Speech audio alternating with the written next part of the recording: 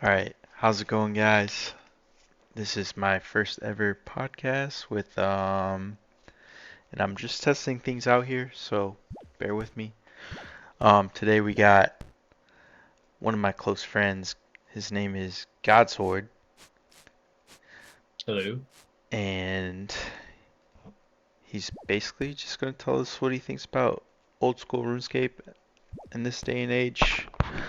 If you're like me, I basically fall asleep to these RuneScape podcasts, and this is what inspired me to do this type of thing. And the more we talk about old school, is I love it. Just anything PVM, anything PvP, not so much, but just just talking about RuneScape in general really helps me out, falling asleep, etc. So, anyways, so like I said, we got Godsword. He is a clan member of mine. He's my very first person that I've chosen to be on this podcast. Um, and I just want to start by saying, can you tell me a little about your old school career or just your RuneScape career in general, Godsword? Sure. So I started this game originally around 2006, late 2006, and then this account, I think I started playing somewhere in 2007, and been playing on and off since. Generally played up until around the EOC update and quit the game, as did many other people. I was really skeptical coming back for old school initially. I was not one of the people that jumped on day one or day two. I was waiting because when I saw the poll results, they were like, "We're gonna give it like barely any updates. It'll have basic maintenance." I'm like, "Yeah, this shit's gonna be dead in a week anyway." If that's the approach they wanted to give it. So I didn't really bother playing it for quite a few months, and then eventually jumped on the bandwagon and been enjoying the journey since. Took breaks every here and there, but it's always easy to come back to this game, so always do. Yeah, I definitely remember that 2000. I know there's not a lot of people out there who have, nowadays a lot of people that I talk to have not played since 2013. And myself personally have been there since 2013. I was just in a weird. I played RuneScape literally since I was in the fifth grade. Like I'm a stubborn gamer, so when it comes to games, I really only play one or two at a time. And RuneScape is one of those games that have really stuck with me. So it's when you think about 2013, right? And we're now in it's 2024, right? So that's been 11 years. That is Yeah. something crazy to think about.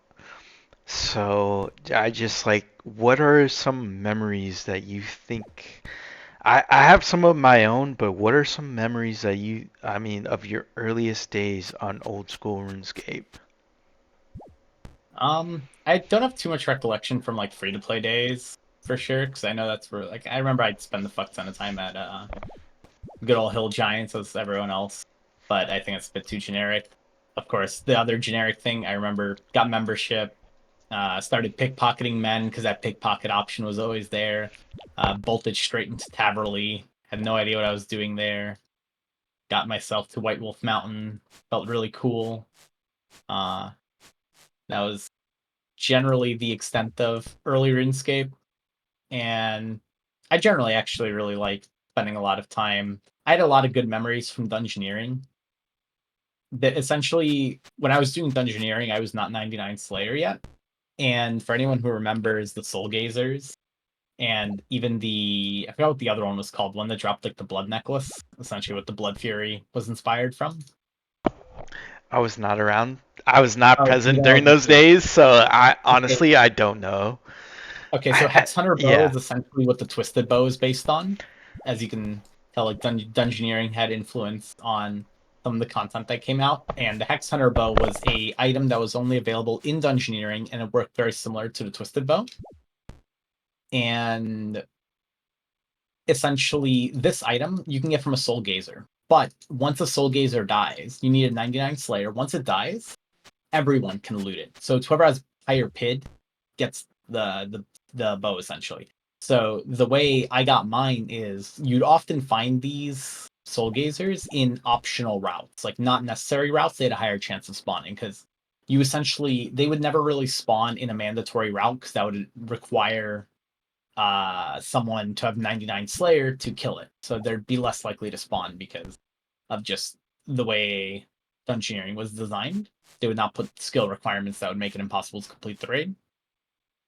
And Interesting. essentially, you would have to find the soul gazer. You have to be really secretive about it. You wouldn't want people knowing that you found the soul gazer because you wouldn't want other people coming there. So I had to sit there and secretly make a potion to boost my Slayer because people could see your Yeah, inventory. this is all interesting to me because I have like so I can kind of relate to this in the modern day, but like it's like I like what you are talking about is something that I skipped in the RuneScape com community, I would guess. I think because maybe I was so young, I never experienced dungeoneering. I know people like that skill for whatever reason, and but I believe I was not a I quit before dungeoneering happened. I quit before the Vegas man, back in the day, the Vegas recollection I have of RuneScape was literally probably PKing in the wilderness as a fifth grader, with my fucking granite maul and granite body and rune helm. Can so like so you're talking more of a perspective because Runehelm. you Hold on, were hold on, hold on. Runehelm, were you not rocking the Dragon Med helm? I swear. I don't know if I could afford it back then, is the You thing. see, back then the dragon plate legs were a mill, and the plate skirt was pretty much alch value. So you knew the real OG was rocking the uh so dragon med helm, granite body. You had your glory, Yeah, so I think I dragon was sword more a skirt. part of that old school era-ish to where it became more HD. Actually, now that I'm thinking about it, a lot of my recollection of back in the day was Bounty Hunter Crater. Bounty Hunter Ooh, Crater in the I'm scared. wilderness, right? You had the three different levels. You had low level, mid level, and high level. Hmm. And that man, that was so long ago. But I don't want to interrupt you. But anyways, because you seem to have a lot of knowledge about what I don't know about what I quit. Basically, what I played when I was a kid or younger generation, and then you were, you know, actually going hard in the game. So I want to hear more about that. I didn't mean to cut you off, but you're saying more about the Twisted Bow era ish. I was kind of explaining like so yeah, a lot of stuff like you actually know like reasons that the occult, for example, is so overpowered in this game is because a lot of stuff that came out early in old school was heavily inspired by stuff that they released in Dungeoneering. Like the Arcane Stream Necklace, which was a reward from Dungeoneering for the overworld. And the Arcane Stream Necklace was essentially the occult necklace. I think it was actually a bit stronger. I think it was like 15%, but I might be remembering wrong. And they decided to port certain items that were heavily requested because Mage pretty much had no damage bonuses at all at the time. So they ported over a bunch of shit like that and stuff that came out like Rigor Augury. Those were from Right. Dungeoneering. Yeah. Yeah, So I'll be honest with you. Somebody and probably most of the people listening to this are probably like, "What are you talking about?" So this for me, this is my first time. I have so I'm guessing that's why dungeoneering was so popular, maybe because of I think why. Can you go into like why it might have been? What was the minigame about? because honestly, I think I quit literally when Dungeoneering came out, and I was just like, what is this game turning into, right? So, can you explain why people ended up loving Dungeoneering for the most part and what the rewards are? I think a lot of people there's like a big split for sure on who liked it and who didn't like it. I generally found it interesting because I enjoyed team content, right? I play an MMORPG because I think that it is fun to play with other people. But a lot of other people found that because the most efficient way to really do dungeoneering at the time was in teams, people were generally not too big of a fan. Especially because a lot of the bosses, especially for the skill set of the people at the time, they weren't really considered efficiently soloable or effectively soloable. Like you could brute force your way through some, but some of the later ones just really sucked solo. And you would actually see videos with tons of views of how to solo this one, but like it was considered like an achievement, just like the soloing corp was considered an achievement back then and stuff like that, because there just weren't really strategies that existed. It was mostly hit boss, maybe pray in time. So and then soul split flicking. That was like the extent of strategy for a lot of stuff. And then there's like a few basic things like running behind pillars was a thing for one of the bosses. It had like special attack it would charge up, and you would have to run behind a pillar similar to P1 Verzik. And then otherwise you'd be attacking it until it throws its super attack again. You'd run behind pillar again. So, but what actually made it Yeah. fun was there was a lot of ways to optimize, and it was kind of brain turns off full send. There wasn't that much punishment for dying, or it was just rewarding for going fast, and it actually felt fun to go for PBs even though they weren't official. But you grab a screenshot of it and you'd send it to each other on Skype. Uh, Oh my gosh. Yeah. I Skype. actually know. What's Discord around already? I don't think so. No. 2012. I don't think so. I have to ask real quick. Do you remember the old Revenants and how they I used to love work? I loved old revs. They were complete shit in terms of So, actually killing what them was it? complete shit. Yeah, I love absolutely, absolutely. What is your recollection of the old Revenants? So I was a rare account in like relatively in the sense that I did not have 99 defense. I was like 80-ish defense, but I had 95 prayer and I had 99 summoning. So I was a bit lower level and I had Steel Titan. So normally a lot of other people didn't really have that many summoning levels. And in Rev Caves, it was extremely fun because I had the chaotic weapons. So I was there with Chaotic Maul and Steel Titan, and then me and my buddies would always be there, and we would just casually kill them with our magic short bow, and then pop someone immediately. And it was so fun because the thing with revs compared to what happened when multi revs came out in this game, clans didn't really PK at revenants at the time. Revs were full multi, like traditional multi, and it was fun, and I loved it. I was happy it was multi. You'd never have these mega clans, super sweaty ones, ones that sit in PvP all day. They didn't really PK at Rev Caves. Like they existed. You'd sometimes have it happen, but it was not as bad as it was when Revs came out in this game because Yeah, people were prepared and yeah. knew what to expect. So the reason why I asked that is because my recollection of Rebs was I was so young. At least and it's crazy because we're more or less the same age. Is in is I was killing green dragons, right? And then a rev would come along, and I'd be like, "Holy Oh, you crap! mean those revs? I was talking Holy about the rev games after free trade came out. Are you talking about old school? No. Oh, wait. You didn't. No, I'm Did you talking play when? RuneScape 3. No. Yeah, RuneScape 3, when free Yes. trade came back, was before EOC. I'm And talking they brought about back RuneScape. So the my it, earliest recollection of Rebs would be, hey, I'm killing Dream Dragons for fucking money, right? And all of a sudden the goddamn Rev comes along, and I'm I was like, terrified. what the hell? Like, and you can't kill it. and I know you were higher stats than me, and I was, and all this stuff, Nah, but I would run from that shit immediately. They didn't have any. I remember.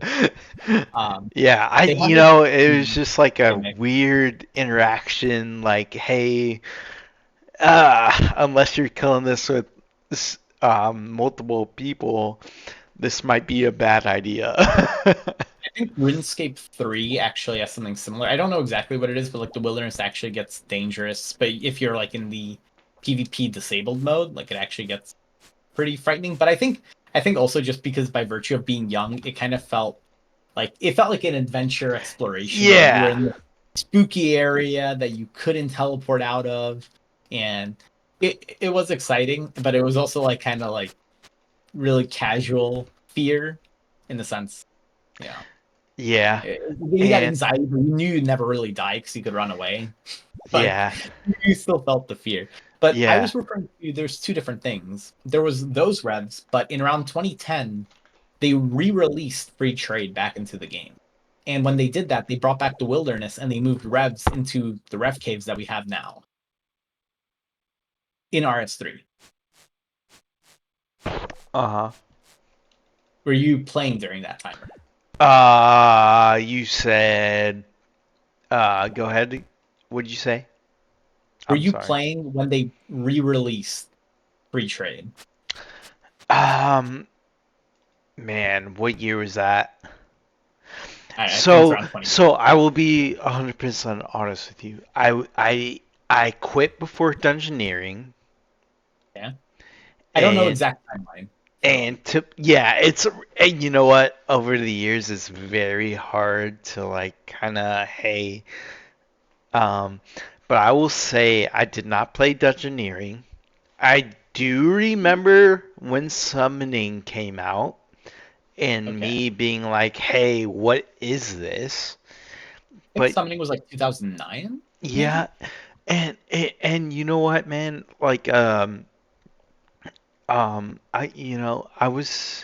I was very young, so like it was hard for me to like really yeah, I don't know exactly how to explain this feeling, but like I was a complete I would say I was a complete noob.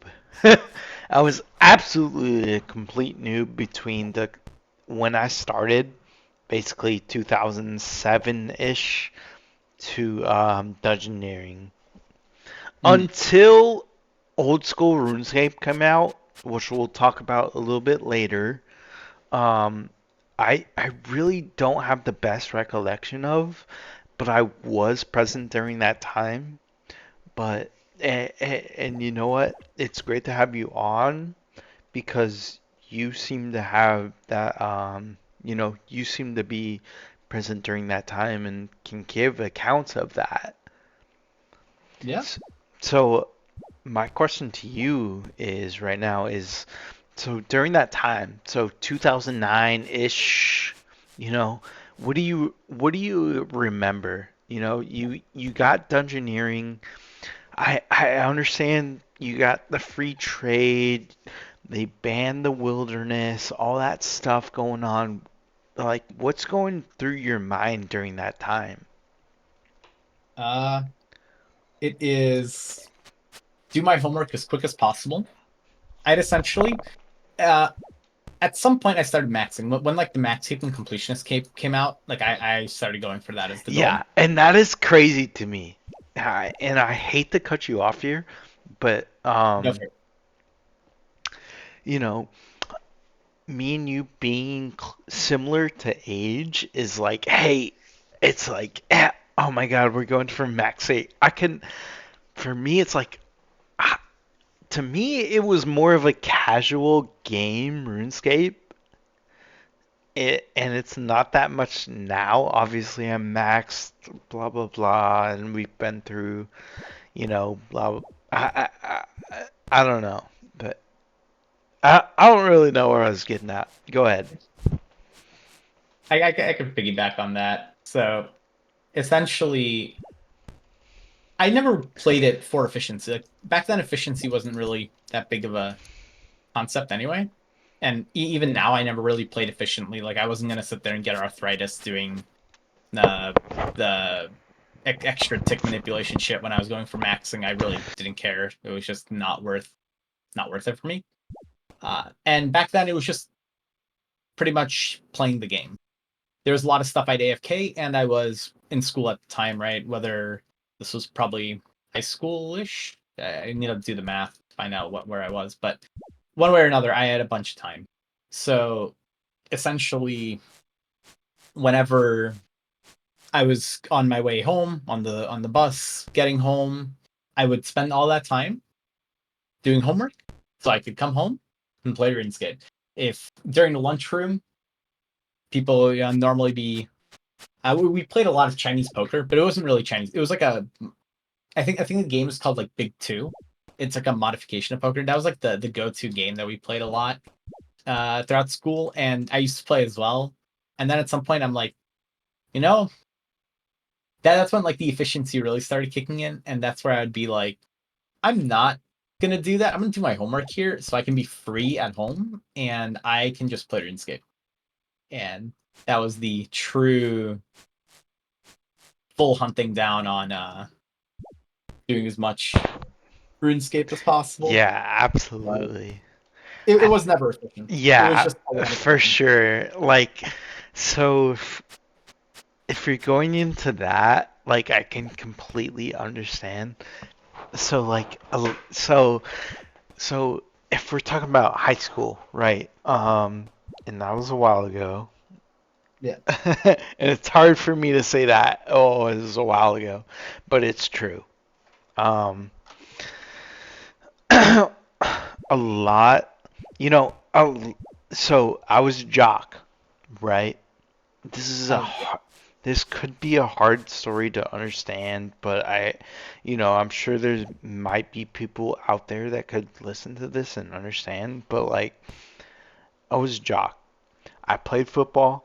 I I was in the weight room goddamn every day.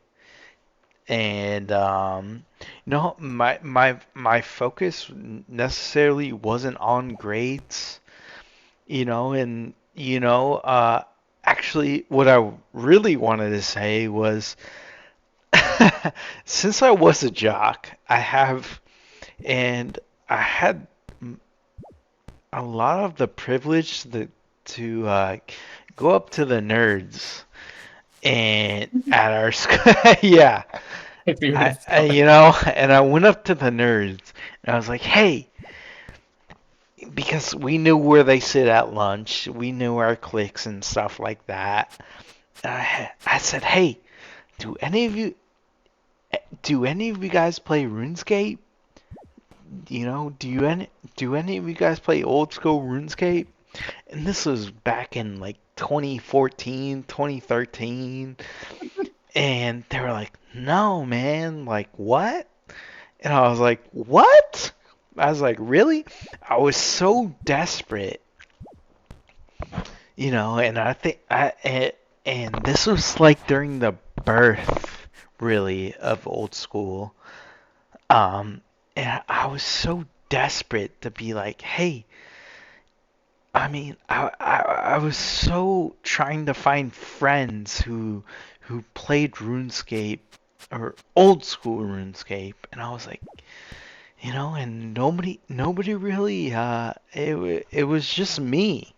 I was this jock who played football for this big high school place, and nobody played RuneScape besides me. I even asked the fucking nerds. I, And that's where I want to segue into is, what is your early, so we talked about your old, your RuneScape career and where it started. Now I want to dive into, where did you learn about old school RuneScape, and what made you stick to that? all right. Back in my day, I played, real video games like Club Penguin. And So did on many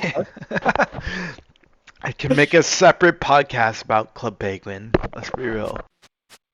Uh, bro. So essentially, I found it not myself through Miniclip. Like I always saw it on Miniclip, but I'd play Club Penguin with my buddy, and my buddy would also play this game called RuneScape. You see, I could never actually play RuneScape because it kept trying to tell me to install this malware called Java, and my parents wouldn't let me install anything sketchy, so no Java for me. Yeah, so I would only play at my friend's house, and I would pretty much always forget my password because it was probably the same as what I had for my Club Penguin account, but I don't even know what that was. And I made so many new accounts. Like every day I'd come to his house. No, I wouldn't come to his house every day, but like every time I'd come to his house, I had to make a new account. I'd redo Tutorial Island, get back to Lumbridge, and quit. He really wanted me to play, and I did not find it interesting because, like, I got my first month of membership at Club Penguin after begging for so long, and I got my puffles. I got like the different colored Dude. puffles. Bro, I felt Oh so my cool. gosh. And then We could. all hell broke Oh loose. my gosh. My another friend of mine dared me to say fuck in Club Penguin, and I was like, this sounds dangerous. So I went into my own little igloo so no one can see me say it, right? And I said it, and I still got banned. And that was the beginning of RuneScape. So, man, I could literally make an own podcast about Club Penguin. That is, I would you consider it what would you consider Club Penguin back in the day? What would you consider it a genre? Uh, it honestly fits MMORPG. Yeah, yeah. And you know what? I was too afraid to say that unless somebody else said it, but I agree with you. It was literally an MMORPG.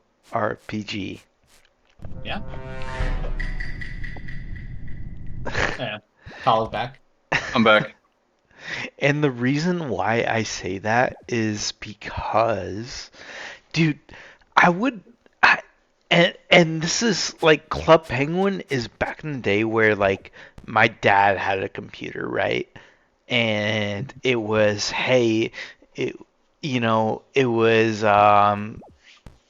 there's no separate desktop. Your fucking monitor is your computer, basically. Does that make sense? Yeah, yeah. Yeah, yeah, type shit, right? And dude, so as a kid, right? I'm like maybe 6, 7 years old. I'm waking up at 5 a.m. because of the new update. Because of You're Club crazy. because of Club Penguin, bro. You see, I didn't even read update. Like I didn't even know what patch notes were for video games. I didn't even know like there was actually useful stuff on the website. I think RuneScape had the world map, or I think Club Penguin also did. And that was like the only purpose I thought that these websites served is that. And buying membership. Yeah, that was the other purpose. Yeah, absolutely crazy. But I have to tell you because it's my first podcast and I just like, dude, I was an absolute menace on Club Penguin. I have so many.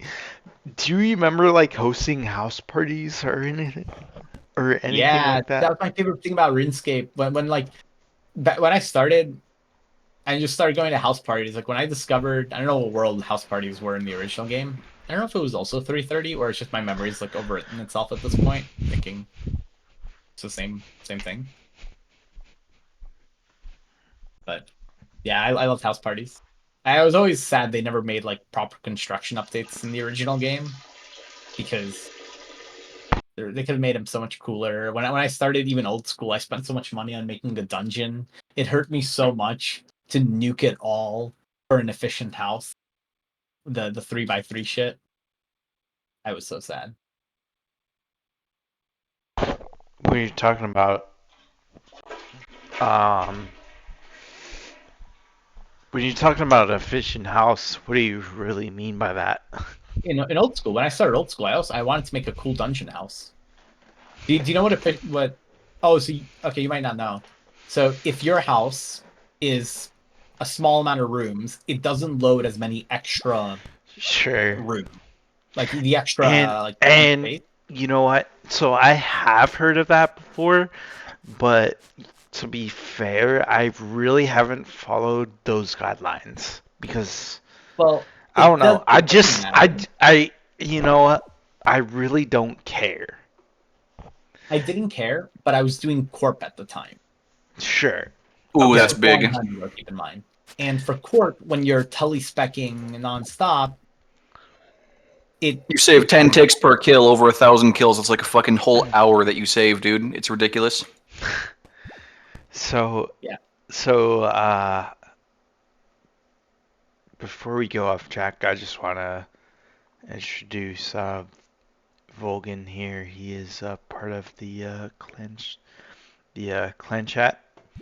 So um so yeah, he might be joining us during this podcast.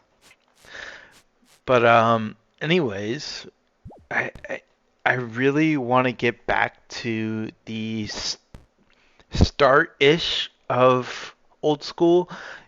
You know, since we've been back from RuneScape and you kind of told me about that whole deal, and you know, you've been through Corp, okay. When was your main PVM? I just, for me, it was like, okay, I'm in 2013. I don't know what I'm doing. I'm still young, and you know, old school still is still a young thing. And I, like, what's your thought process with old school during that time? And for me, it's like, hey, I don't know if old school is gonna survive. And you know, can you walk me through that process of what you're going through during that time? I think at some point before I took my first multi-year long break from this game, I had a similar mindset where I was just like always worried that, oh, if this game dies, I wasted all my time. But then I started thinking about the game differently instead of like treating it as because I think what happens for a lot of people is this game becomes very escapism focused, where shit's bad somewhere else, they can feel good about making a lot of progress on this game instead.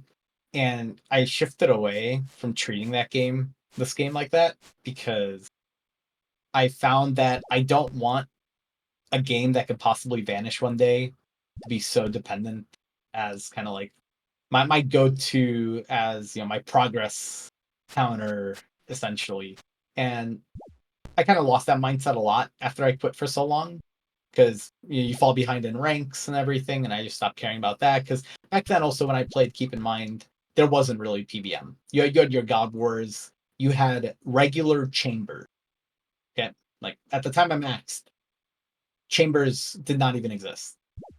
So You it wasn't max really a before PVM. chambers? I believe so, if I remember correctly. Wow, that is, I mean, that is an incredible achievement to be. I mean, because Yep. if we're talking so I remember when Chambers came out, right?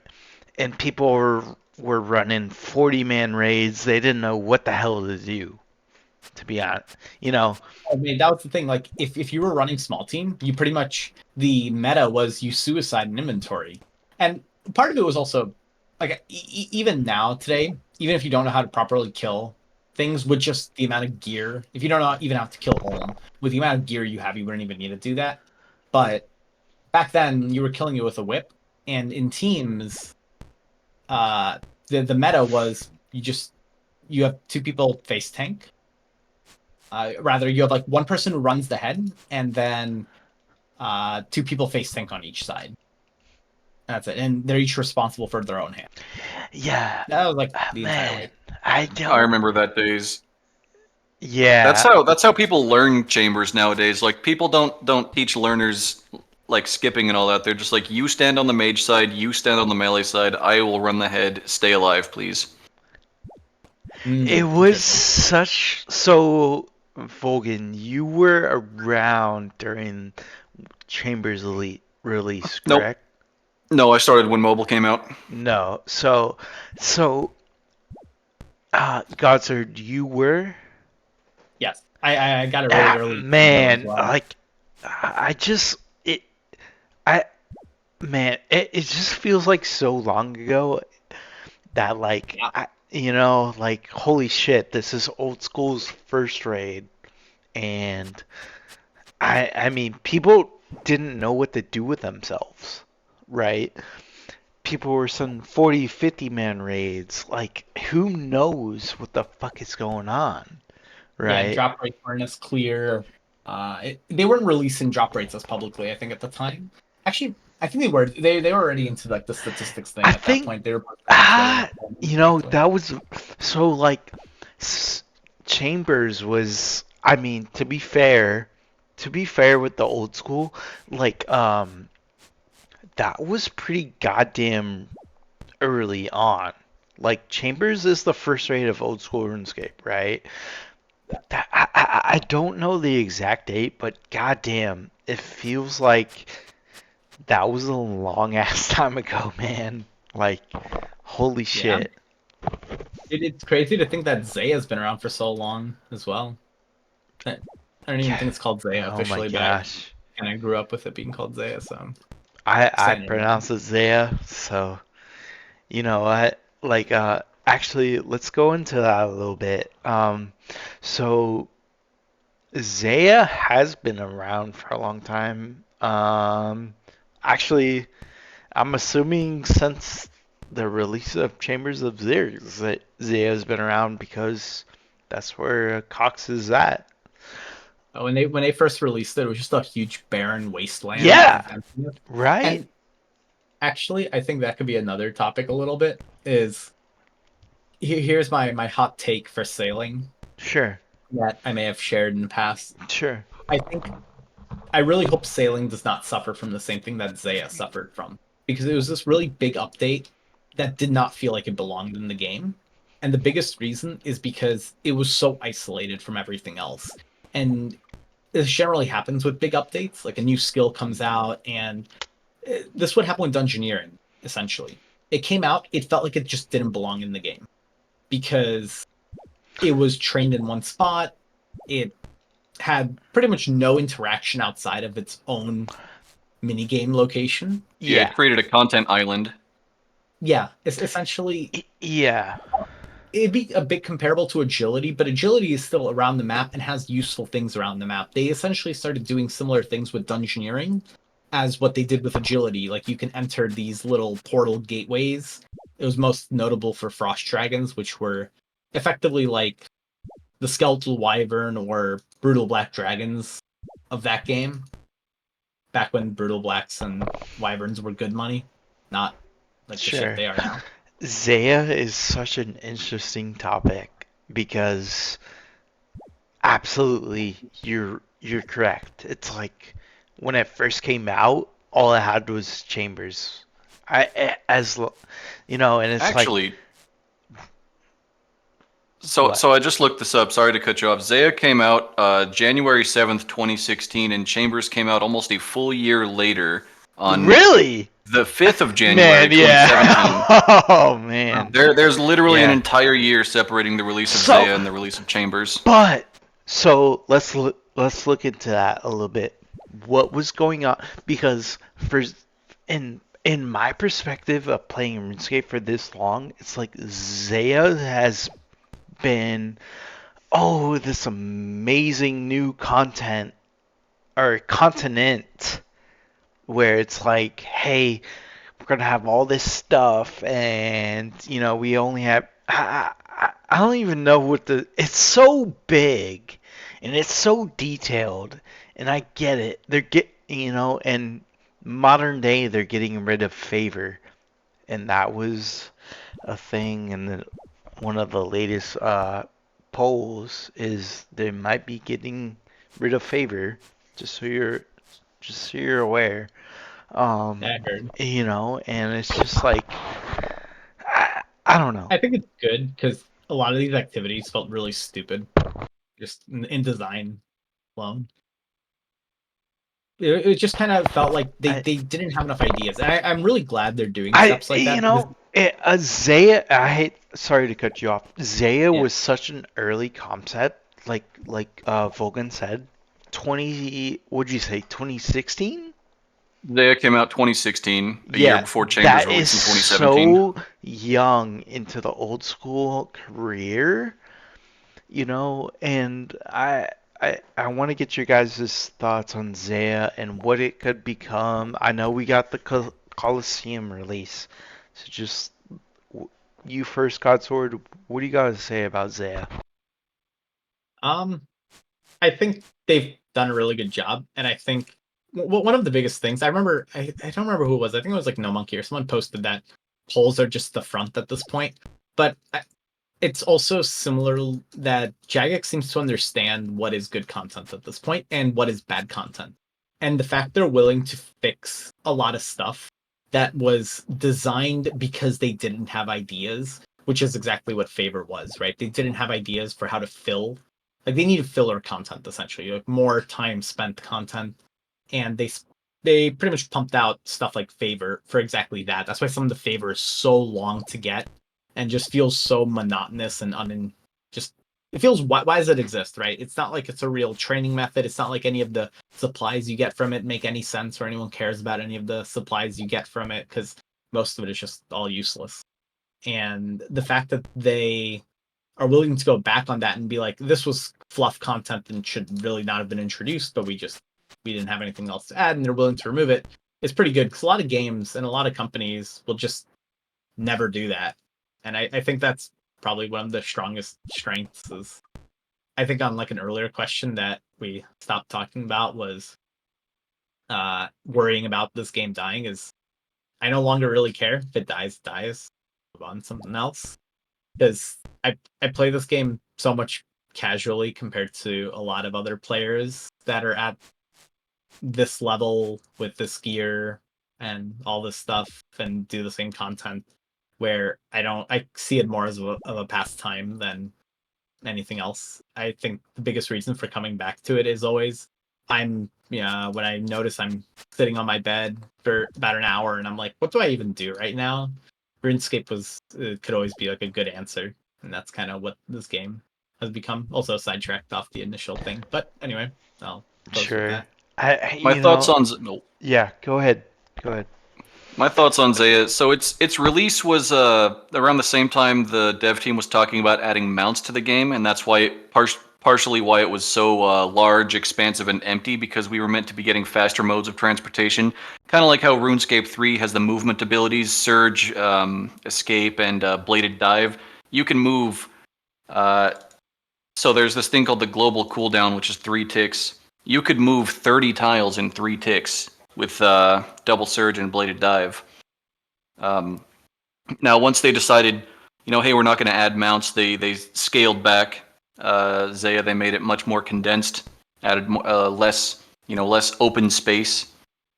You can see that in the changes of certain towns over time. Like Hasidius became much smaller, the tithe farm size was reduced, etc. As for what it can become, Zeah has this interesting thing of being fully unique content. There is no lore on Zeah in RS3, so we have really no expectations. Like Prif, we kind of knew before Prif came out exactly what Prif was going to be, because we just have Prif in the main game. Whereas, I thought the quest storyline already deviated sufficiently far away enough to where it doesn't matter. No, the quest storyline, no, they're pretty. So leading up to Song of the Elves, it's pretty much the same. Like Morning's End 2, and then like you lead the rebellion and all that, and you got to reconstruct Saren or parts of Saren, and then defeat like the dark shard of Saren. It's all kind of relatively similar. But Zeah has the benefit of being completely unexpected. Like we have no idea what is going to what it should be or what it should represent. And so Varlamore coming out, I only have high hopes for Varlamore because they've done such a good job with the rest of it coming out. Yeah, Absolutely. I pretty much trust the team on any new content they release. Yeah, and we're talking a huge gap here. We're talking from the release of Zeah from present day. It's like at this point, you know, I've made tweets about this. I've been pretty vocal, but at this point, I trust Jagex knows what they're doing, and I agree with you, Volgin. It's like Zeah is this open continent that where anything can happen, and I'm so happy Coliseum is coming out. I'm so happy all this stuff, all this new content. I just want new content, right? We had the release of. I, I'm gonna throw a little back here, right? So we had Chambers, right? And me and Godsword kind of talked about that. That that was so long ago. I mean, that was back when, goddamn, I feel like I first played old school RuneScape was when Chambers released, and then eventually we had Theater of Blood, and thankfully, I was a part of that when that first released, and I had fun and I have all this experience. So that to present day, I have the experience of Theater of Blood, and it's still a fucking great. It's still great content. And Toa, now that Raids 3 has come out, it's great content. I think it's more new player friendly. I don't know how many people are still doing it nowadays, but I don't know. I don't know if you guys have seen the new. I mean, what are your guys' expectations of the future? Even though there's been long waits in RuneScape, you know, I've always, I stick to this game and I just want to know what are your expectations? What do you expect of, we've had raids 1, 2, 3. I mean, is there going to be raids 4? Like, what do you expect for RuneScape to do next? Godsword, go ahead. For Raids 4, I am hoping that they finally release content that's not meant to be soloable. I know, shared opinion. I want more team content to exist in this game because I think there's a huge lack of it. And it's even worse when it's more efficient for a lot of stuff that's soloable to be done solo. It also, I think TOA in particular suffers from. If you've ever heard of why difficulty, like there's a conversation on like why difficulty sliders for a lot of video games generally tend to be bad. And it's because when you create something with certain intentional mechanics, you have a base way of what you're designing it for, right? What your expectations are. And if you lower it or increase it, it starts feeling like just bullshit. And it's funny because that's kind of what happened exactly with TOA. Because the biggest difficulty spike, with the exception of Akka and his invocations, the main difference between higher invocation was you take more damage and you just get punished more for the same mistakes. For a lot of other video games, the difficulty sliders usually make these interactions where either you just have more enemies and it just becomes kind of one of those difficulty by bullshit instead of difficulty by, proper, fair, difficult content. Correct. And I, And I don't want to cut you off here, but a lot of what I've seen so far especially with Coliseum requests are like, hey, stop taking stop making it decreases away from us. Start making it increases, like an overload potion, for example, and let us like destroy the bosses instead of okay, you don't have mage spray or you don't have, I sorry, I don't really know what I'm saying, but like basically instead of making decreases for us like in Toa with the invocations, start making it increases for the boss. It's more funner that it's more uh fun that Okay, way, I see what you're saying. and it's Um, more I just don't want scaling because scaling suffers in another way. Scaling also affected the Coliseum. I haven't read into it. I actually barely know what it is because all the dev blog posts were while I was not playing, so I just never caught up on them. But I think part of the problem also with stuff like TOA is when you scale rewards like this, you have these massive margins and you have to decide between whether you want a purple to show up every single fight, like every 5 raids at some point if you scale it enough, versus you gotta find that in a middle ground, and it becomes really difficult to find a middle ground that works for everyone and keeps the items valuable and rare, but also obtainable if you want to make it, absolutely. if your intention is to make it This obtainable. could literally be a 30-minute podcast on why people who have never played this game before or never experienced chambers, ToB, etc. And I consider myself part of the higher level community. So this might hurt people, but hey, why are people sending 150 invocations at TOA, receiving shadows, right? Yeah, I would have redesigned. Why is that a thing, right? On their fucking first KC, their 6th KC, why are people fucking getting shadows at 150 KC or 150 invo? Why is that a thing? I don't, Isn't that like a and man, it just like, incredible feat of RNG? it, Like sure. people will often compare it to things like clue scrolls because you could technically do like a hard clue scroll and maybe, and I don't know what the most expensive third age item is. I think it's like the kite shield right now for things you can get from third age from hard clues. And you get like 200 mil. It's like, yeah, but that's more of like you bought a lottery ticket. You spent some time on the lottery For ticket. sure. But raids are a bit more consistent. Like actual content that's not lottery tickets is more I mean, consistent. so So you got to think about this, yeah, right? If you run 150 TOA and you guys get a purple, I mean, you don't know what it's going to be. It could be a Fang, it could be a Light Bearer, but it could also be a fucking Shadow, right? There's no, like, hey, this. It's just like, it's part of me angers me about that, but all part of me also, hey, this is like noobs coming into the game and they want to get into raids and this is their chance for it, raid 3. And I get that.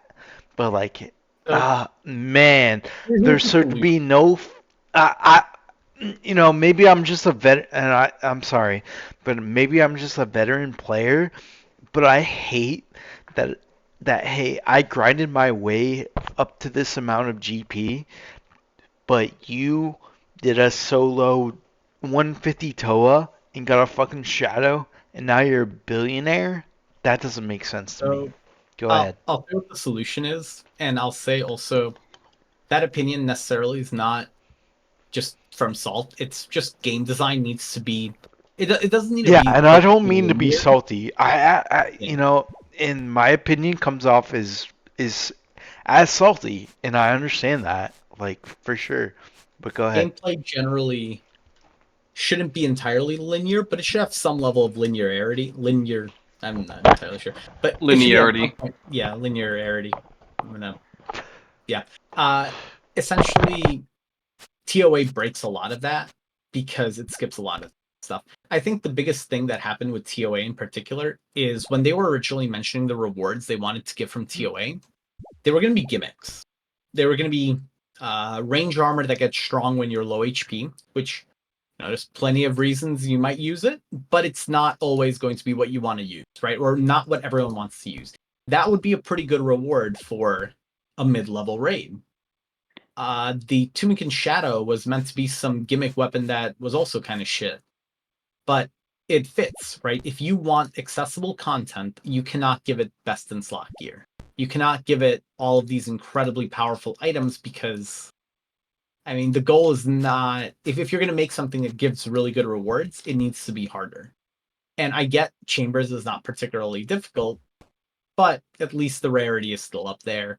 You could see that's why the T-bow is so much more expensive, even though arguably I'd say Shadow, people say, oh, you need like all this mage gear, but chances are, I mean, that's not that much, especially when realistically you just need ancestral hat, occult necklace. You could skip even the ancestral top and bottom, and you'll still have a really good weapon.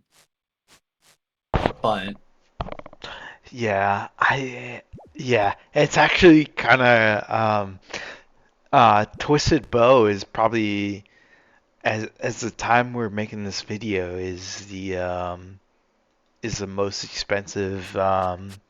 I mean, so actually, what I'm getting into is so you got Raids 1, right? The most expensive range weapon, and then you got Raids 2. You got the Scythe, right? Most expensive melee. Now you got the Shadow. Raids 3. What do you guys predict? I mean, will there be a Raids 4? And I mean, what do you think about any of that? There's gonna have to be a Raids 4. I mean, that's just, if they have another content drought, that could be like after the release of Nightmare, for example, that could be lethal for the game. Not like necessarily fully kill it, but the reason why I initially quit is because of the content drought right after Nightmare. It's like we got ToB, cool. I did ToB for like a year straight. Nightmare comes out. The boss kind of sucks. And that was that for like a very long time. And so I'm like, yeah, I'm going to go play RS3 for a while. I'm going to go play Warframe or, whatever other game. Raids 4, however, we need to think about the reward space. So like we currently, you were mentioning we have the best in slot two-hand bow, the best in slot, two-hand staff, the best in slot two-hand melee. the best in slot one-hand melee. Yeah, there You know could what? be there could be I bet as best in slot one hand melee. Do you mean the Fang? Yes. yeah. Okay. There could be Go ahead. All right, go reward ahead. space. Yep. There could be reward space for more niche Yeah, things that yeah. are BIS, but not in And every scenario. Like that's what I'm the getting initial, at. So go ahead with your opinion. like the initial TOA rewards, the ranged armor and the it was called the Tumikin's Heka, where it was it did 3 fast but small hitting magic attacks and then 1 slow but heavy hitting magic attack. So every 4 magic attacks you did, it got us like a superpower buff basically. It could be something like that. It could be hybrid armor that doesn't suck. Like, I mean, hybrid armor. It's gonna be all niche, and that's what I think TOA should have done. If they wanted to make it like a new mid game raid, like an entry level raid, it should have had those gimmick rewards. Do you think they should have made the Fang a little bit more rare? Yes. Not really. The TOA is kind of like Fang locked. Think about the rewards. It's like, hey, you got Missouri armor, and that's its own niche, and then you got the Shadow, sure, its own mega rare, and then Vol brought up like the main thing, but the thing is, this is a design choice though. So Vol said that the main reason is TOA is very heavily dependent on having a Fang. Right. It is a complete night and day difference between having a Fang and not having. So that's why it has to be more common, because it's kind of needed for raid, and also I see what you're saying, right? Iron Man. If an Iron Man had to go right the raids without a Fang, you'd have all hell break loose on Reddit. Right. Another thing about like if they didn't want to make ToA Fang locked, they could have removed the defense reduction cap, so that way you can, hammers would be worthwhile, BGSs would be worthwhile more than one hit. But I understand why they chose to make them, to give them such heavy defense reduction caps, because they didn't want to make a second Theater of Blood where you just spec everything down to 0 defense and treat it like a target dummy inside the POH, where you're just constantly max hitting everything. Because if we could spec everything down to 0 defense, Scythe would just still be BIS. Simple as that. Yeah, it's pretty much just hard decision. It's pretty much the problem is the Fang is best in slot, but they could have avoided this. They could have given things different weaknesses. They could have made something weak to Flash in there if they really wanted to. They could have. It was all decisions that created the problem that people say is like, oh, but you need a Fang. Well, they could have also just adjusted the stats and you wouldn't need a Fang. Well, a big problem with the Fang is the same passive effect that it has carries over to the slash effects, even though it's a stab They could have weapon. fixed that as well. And that's why people are upset that the Scythe isn't worth as much, right?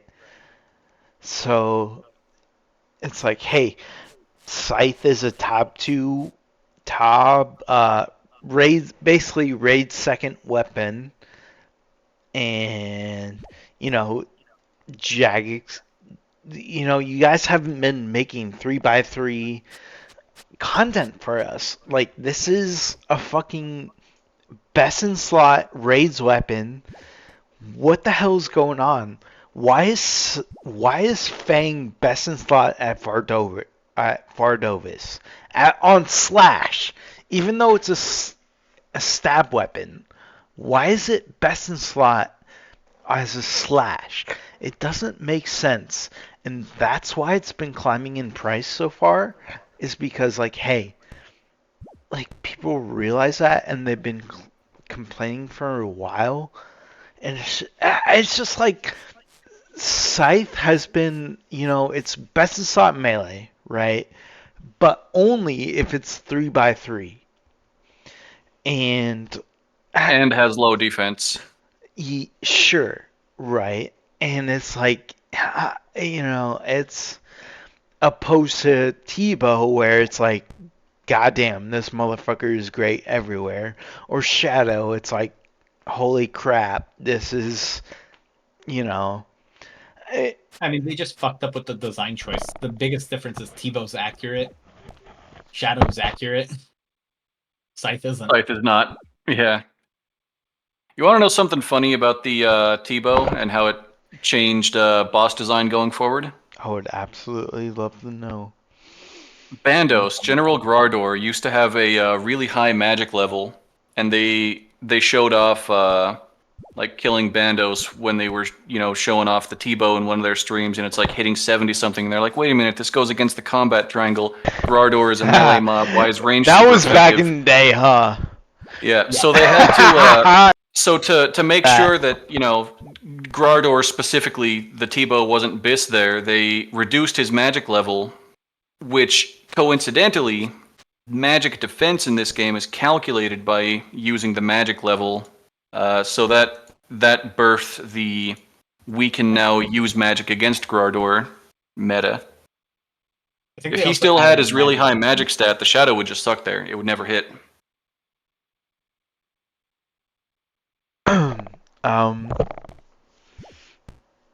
Yeah, I remember that.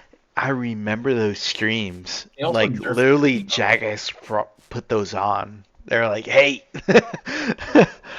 Like, when the ToB was released. But actually, if you were to go through the Master Combat achievements nowadays, a lot of those achievements are done by the Shadow, and you might be prayer flicking a little bit, but to be honest with you, a lot of those Bandos, man, it's been so long since I've done Masters, but Sammy, maybe Armadillo might have been different, but goddamn, dude, Shadow was a huge part of God Wars. I did all of the Zami and Armadillo tasks with Shadow. Yeah, exactly. Without any of like the extra, like for Zami, normally you would have to just sit there and do your little 5-0. I don't know what the fuck the rotation is there. But yeah, no, I just sat there, I froze him, and I clicked boss, and I prey flicked the minions. It's a great achievement. You can probably get it without even flicking if you just get lucky after enough kills. Yeah, yeah. A lot of the God Wars achievements are just like, okay, I killed the boss. Oh yeah, I got the achievement basically. Bandos still has one hard one. Bandos has one where I think it's just don't take damage from minion. Yeah, It's just you that sit there I and you click know, over. and that might 2 be the kills in a one I row. don't have yet, to be honest with you. So, That one melee. I do want to wrap this up a little bit. So, I want to ask you guys both a question here. Um, so we got Raid 3, sure.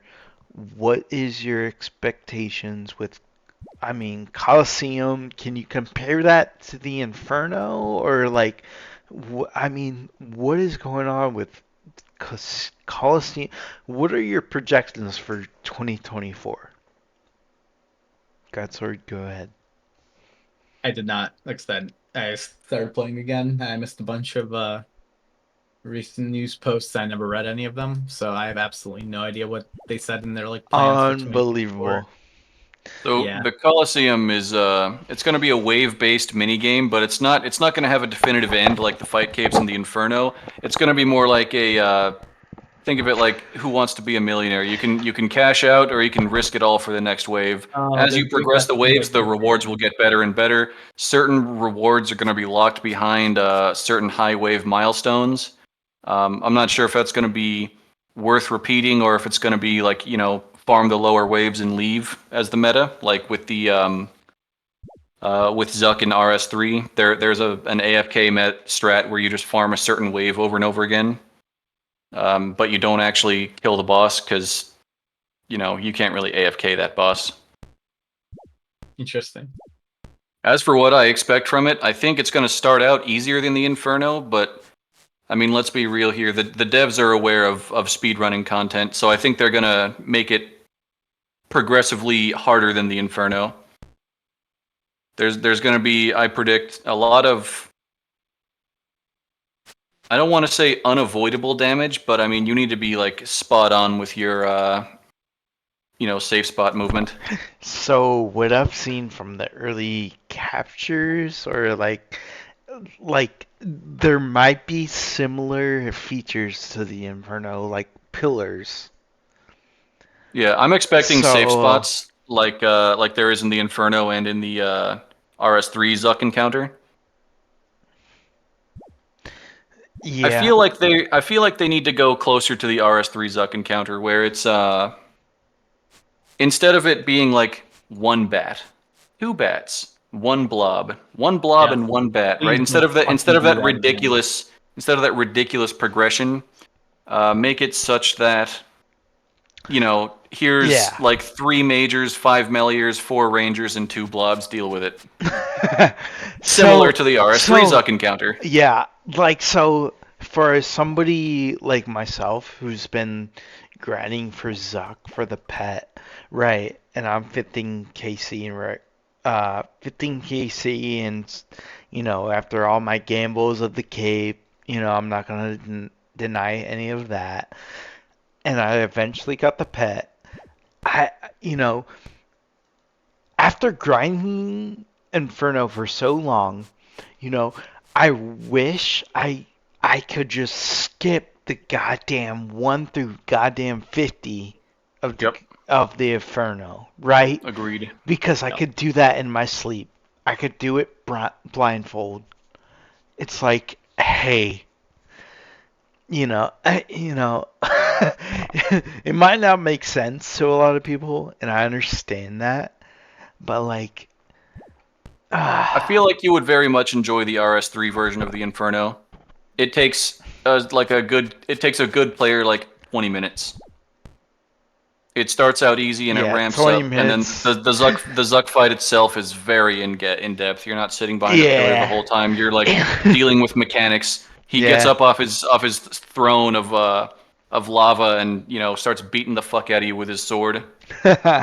Yeah, and what's interesting is I don't understand a lot of the RS3 lore, which is interesting because it doesn't I don't realize how much it may tie into the old school stuff. RS3 is Canonically, definitely RS3 after. takes place in the future. So like everything that we're doing now is before what you would call the sixth age. The sixth age Yeah, that is of just RS3, crazy to think about. that's when the gods wake up, and that's when they start interacting with the world again. Zuck himself is actually a demigod. He started off as a man. He was an insane warrior. He's one of the only humans to ever defeat Torva in combat. And then he was welcomed by the what's the Takar, the upgraded versions of the Tsar creatures, to sit in their kiln and basically become powerful through the forces of Full, the Elder God of Earth. Mm. And so our version of Zuck is basically him, his baby form, because he's still powering up inside the Elder Kiln. Yes, he I I don't know how don't much more power he needs. He could one shot me. I don't know too much about the lore of stuff, but Yeah, if that entices you to learn, that's pretty cool. Like the RS3 lore is so cool in my opinion. yeah, for sure. I mean, makes me wanna read a book or something. But anyways, Does it really? I do want to wrap this up. Um, in the future, I do want to hear your guys' opinions on Blood Torba and, the combat achievement diaries and, all that stuff. But for now, I think that's good. Is there anything else that you want to say, Godsword? No, I don't think so. Okay. Well, I That was appreciate all. you coming on and experiencing or expressing your experiences with RuneScape and you too, Volgin. So I really appreciate that. Um, but yeah, appreciate you guys. All right. Yep. All right, that concludes my first podcast ever. All right, see you guys in the next one. Peace.